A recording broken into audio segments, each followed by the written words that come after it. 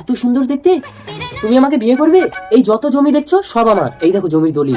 ইস, মিথ্যে কথা। তাহলে তো তুমি জমিদার, চলো পণ্ডিতের কাছে গিয়ে তোমাকে বিয়ে করব। পণ্ডিত মশাই, আমি এই মেয়েটিকে বিয়ে করতে চাই। আরে এত সুন্দর দেখতে, এ তো স্বর্গের অপ্সরা। তুমি একজন শূদ্র ছোট জাত, তুমি এর কন্যার যোগ্য না। আমি ব্রাহ্মণ পণ্ডিত, আমি একে বিবাহ করব। না, আমি এনেছি, আমি বিয়ে করবো। আমি করব। না, আমি আমি কি তুই ব্রাহ্মণের গায়ে হাত তুলিস? তোকে আমি এমন অভিশাপ দেবো। একবারে নিষ্পাব্দ, মাসুম মাসুম।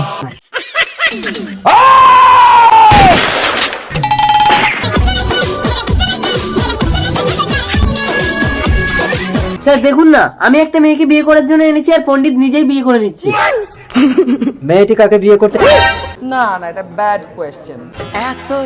এত সুন্দর দেখতে, এই একে আমি বিয়ে করব। এরা পোল্ট্রিবাজ, এদের দরকার নেই।